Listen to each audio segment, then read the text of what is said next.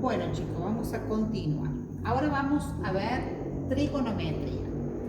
¿Qué es la trigonometría? Es la parte de la matemática que permite relacionar la medida de los lados con la medida de los ángulos en un triángulo.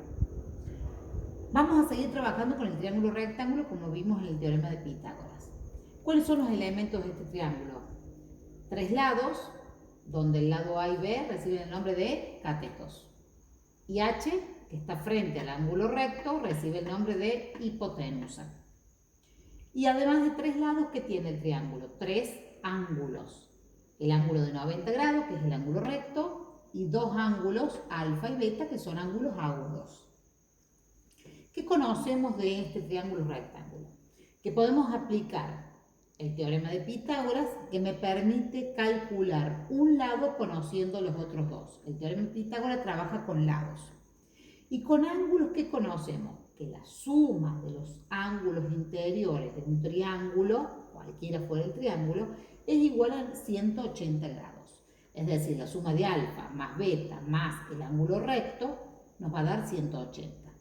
Lo cual, ¿qué significa? Que la suma de los ángulos agudos de alfa y beta va a ser igual a 90 grados.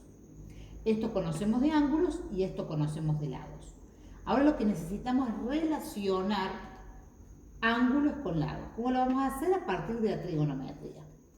Para ello, antes de poder definir las razones trigonométricas, necesitamos ver el nombre que le vamos a dar a los catetos en función al ángulo con el que vamos a trabajar. En el triángulo rectángulo, si queremos trabajar con el ángulo alfa, la hipotenusa va a seguir siendo la hipotenusa, que es el lado inclinado que está frente siempre al ángulo recto. Y los catetos reciben nombres especiales en función del ángulo con el que se trabaja. Si tomo el ángulo alfa, el cateto que forma el ángulo va a recibir el nombre de cateto adyacente. Es decir, el cateto A para el ángulo alfa es el cateto adyacente. Y el lado que está frente a alfa, el cateto B, recibe el nombre de cateto opuesto.